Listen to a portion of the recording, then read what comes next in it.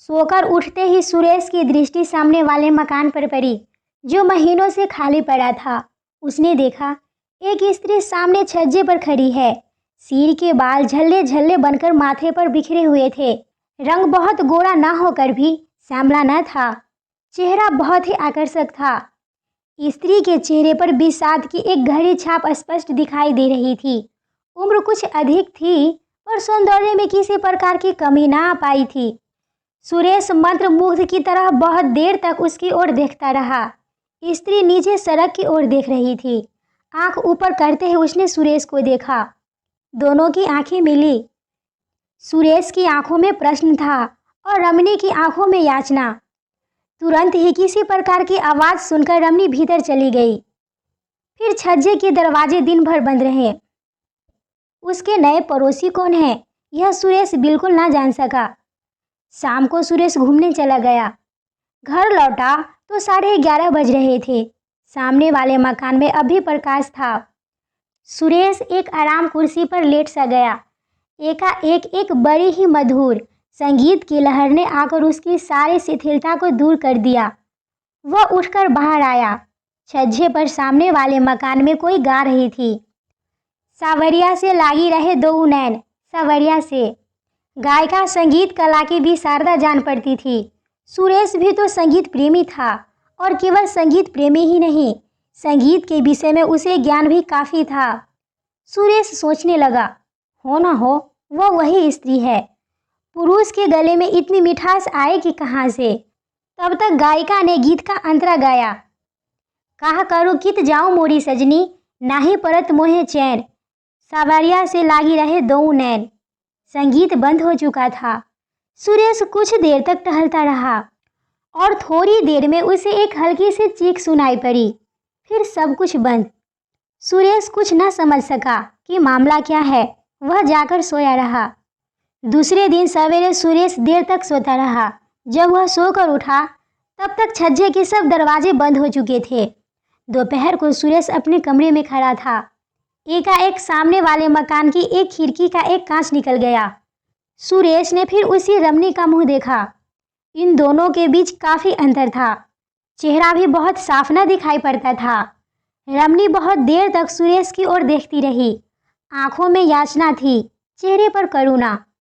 सुरेश कुछ समझ न सका कि मामला क्या है। वह बैठ गया। बैठ जाने पर वह स्त्री दिखाई न पड़ती थी। कुछ देर बाद सुरेश ने देखा, कांच फिर उसी तरह जहां का तहां लगा दिया गया है। सुरेश के सामने यह स्त्री एक समस्या बनकर प्रकट हो गई। वह कुछ समझ ही नहीं पा रहा था कि मामला क्या है। रमणी ना तो कुलवधू सी जान पड़ती थी, न निर्लज वैश्या ही। वह सुरेश की ओर देखती जरूर, पर वासना की लपट उसकी आंखों में न थी। उन आंखों में विषाद के साथ याचना जरूर साफ साफ दिखाई पड़ती थी। यह भी साफ साफ जान पड़ता था कि जैसे वह सुरेश से कुछ कहना चाहती हो, पर अवसर ना मिलने के कारण वह कह न पाती हो। सारे दिन सुरेश इन्हीं गुत्थियों में उलझा रहा और शाम होते ही घूमने चला गया। सुरेश ने सोचा, दूसरों की चिंता में क्यों वह अपना समय खराब करे। उसने अपने जी को बहुत समझाना चाहा, किंतु पहेली के रूप में वह स्त्री बार बार उसके नेत्रों के सामने आ जाती थी। सुरेश बहुत रात गए घर लौटा। सोने की तैयारी कर रहा था कि सामने वाले छत पर उसे कुछ बातचीत सुनाई पड़ी। रात की निर्वता में सुरेश ने साफ साफ सुना, कोई कह रहा था, तो तुम सीता सती हो, बस यहीं या उस मंदिर में भी जहां हजारों को रिझाने के लिए तुम्हें याचना और गाना पड़ता था। सीता सती ना होकर भी मैं दुराचारणी नहीं हूँ। सुरेश ने सुना। स्वर रमणी का था, और आपकी बातें मुझे किसी तरह भी मंजूर नहीं। यदि आपने मेरे ऊपर अपनी ताकत आजमाई तो मैं चिल्लाऊंगी। रमणी तेजी के साथ बाहर छज्जे पर निकल आई। अपनी छत पर खड़ा सुरेश बैठ गया। रमणी के साथ साथ उससे बात करने वाला युवक भी बाहर आ गया। स्वर कुछ धीमा करके बोला, प्रतिमा, तुम्हें हम समझाते आ रहे हैं, तुम्हारे साथ किसी प्रकार का जुल्म नहीं करते। हम जानते हैं तुम कुलवधू नहीं हो। नाचने गाने का तुम्हारा पेशा है। एक नहीं अनेक पुरुषों के साथ तुम्हारा संसर्ग रह चुका होगा। फिर हमारे साथ, जिसे तुमने अपने मीठे और मधुर व्यवहारों से उन्मत्त बना दिया है। तुम्हारा व्यवहार ऐसा क्यों है? प्रतिमा बोली, मीठे और मधुर व्यवहार का अर्थ यह कदापि नहीं होता नरेंद्र बाबू कि हम आपको अपना शरीर अर्पण कर दें। फिर मेरा यह शरीर तो देवता को अर्पित हो चुका है। मैं देवदासी हूँ, मुझसे वह बात ना होगी। नरेंद्र एक व्यंग्य की हंसी हंसता हुआ बोला, तो तुम अभी तक सती हो, यही ना? और वह पुजारी जिसके पीछे पीछे तुम। प्रतिमा बात काटते हुए बोली, बस बस रहने दीजिए, आप पुजारी जी का नाम ना लीजिए। वह मेरे पिता के तुल्य हैं, वे बहुत सीधे हैं। अगर वे सीधे ना होते तो आप मुझे वहां से धोखा देकर कभी न ला सकते थे। नरेंद्र का नशा इस समय जोर पर था। वह क्रोध से बोला, मैंने उन्हें धोखा दिया है या तुमने मुझे उल्लू बनाना चाहा है? साफ साफ कहो, क्या तुम्हारी खुद की इच्छा न थी मेरे साथ घूमने चलने की? प्रतिमा, घूमने जाना दूसरी बात है और घूमने के बहाने भाग जाना दूसरी बात है। आपने पुजारी जी से यह नहीं कहा था कि शाम होने से पहले लौट आएंगे? नरेंद्र, ओहो, इतनी भोली न बनो। तुम नहीं जानती थी कि हम लोगों ने घूमने की बात क्यों की है? तुम बड़ी नीच हो, सब कुछ तुम्हारे ही कारण हुआ है और तुम अब मुझे बेवकूफ़ बनाना चाहती हो। प्रतिमा, यदि मुझे मालूम होता कि घूमने के बहाने आप मुझे भगा ले आएंगे तो मैं आप लोगों के साथ कभी ना आती। झूठ बोलते हुए तुम्हें लज्जा नहीं आती? किसी दूसरे से आंख लड़ गई है, यह क्यों नहीं कहती? बेहया कहीं की, कहकर नरेंद्र गुस्से से छत पर टहलने लगा। प्रतिमा ने कहा, आपका व्यवहार मेरे साथ बहुत उद्दंड होता जा रहा है। मैं इसकी आदी नहीं हूँ। उद्दंड व्यवहार इसको कहते हैं। कहते हुए नरेंद्र ने कसकर एक तमाचा प्रतिमा को लगा दिया। प्रतिमा चीख पड़ी। कमरे से नरेंद्र के साथी अन्य युवक बाहर निकल आए। उनमें से एक ने बोला, यार नरेंद्र, छोड़ो भी, तुम क्यों इसके पीछे पड़े हो? नरेंद्र बोला, पीछे पड़ने की बात नहीं है। तुम जानते हो हम लोग 1 महीने से इसके पीछे रुपया पैसा समय बर्बाद कर रहे हैं। कुछ मेरा अकेला अनुमान भी नहीं, तुम्हारा सभी मित्रों का अनुमान था कि यह हम लोगों के साथ भाग जाना चाहती है। तभी तो हम लोगों ने इसे वहां से निकाला, और औरतों को भगाना कोई हमारा पेशा थोड़ी है।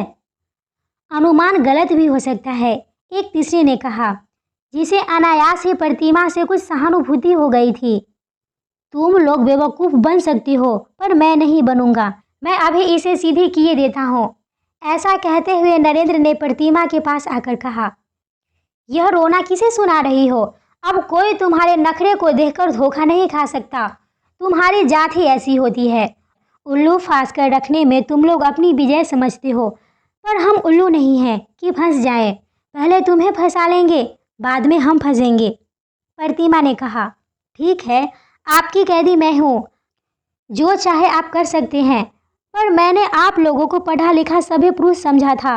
मैं क्या जानती थी कि पुरुष के रूप में आप राक्षस हैं। हम राक्षस हैं? नरेंद्र ने दूसरा तमाचा प्रतिमा को जड़ दिया। और तुम देवी हो? बदजात कहीं की। मंदिर का राय रत्ती हाल जिसे मालूम ना हो, उसके सामने अपने सतीत्व का ढोंग रचना। यहाँ पहले ही सब कुछ जान लिया था, तब पैर आगे बढ़ाया था। हमने कोई कच्ची गोलियां नहीं खेली है। अब सुरेश से रहा ना गया। उठकर खड़ा हो गया। टॉर्च फेंकते हुए उसने कहा, आप लोगों की बात करीब आधे घंटे से मैं सुन रहा हूँ।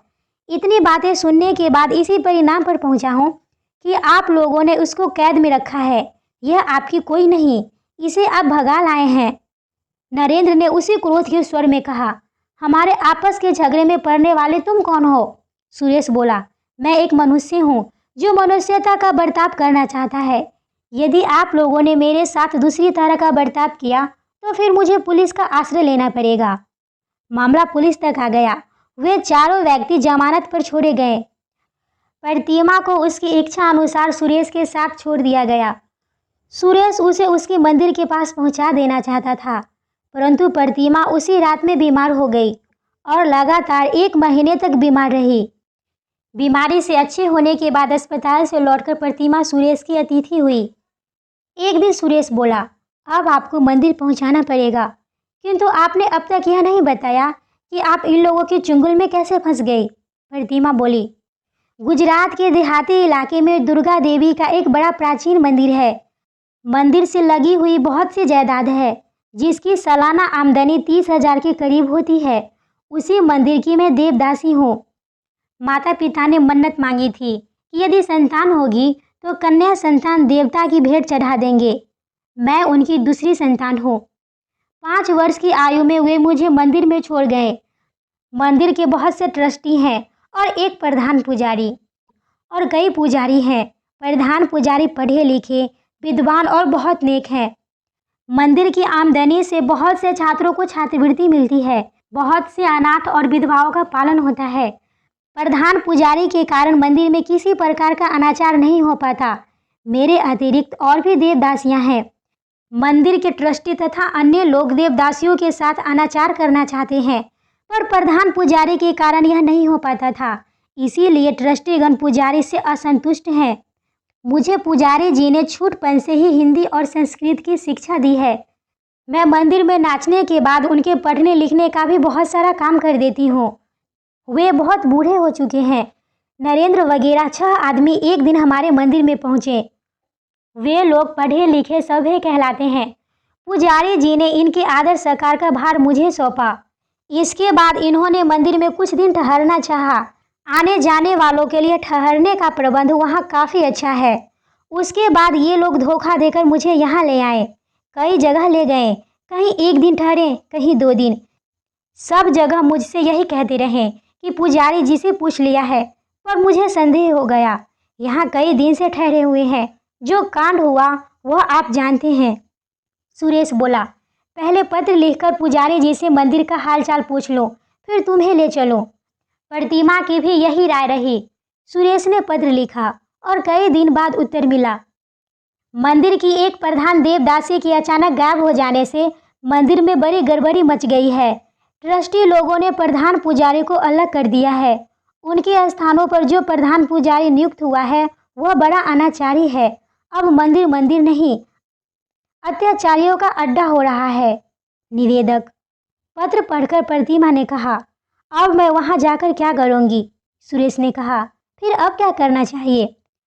हताश सी होकर प्रतिमा बोली, मैं क्या कहूँ, आप ही जानिए। सुरेश ने कहा, मेरा तो विचार है कि आप विवाह करके किसी भले आदमी की कुलवधू की तरह रहिए। प्रतिमा चौंक पड़ी। विवाह? मुझसे कौन विवाह करेगा? और फिर विवाह की मेरी उम्र भी तो नहीं रही। सुरेश ने प्रतिमा के जरा पास आकर प्रेम, श्रद्धा और आदर के भाव से कहा, उम्र की बात मत कहो प्रतिमा। शेक्सपियर ने जिससे विवाह किया था उसकी उम्र उससे 9 साल अधिक थी। विवाह 2 आत्माओं का मिलन है और आत्मा कभी वृद्ध नहीं होती। मैं तुमसे विवाह कर सकता हूँ। प्रतिमा का चेहरा लज्जा से लाल हो रहा था। उसका मस्तक झुकते झुकते सुरेश के चरणों पर आ गिरा।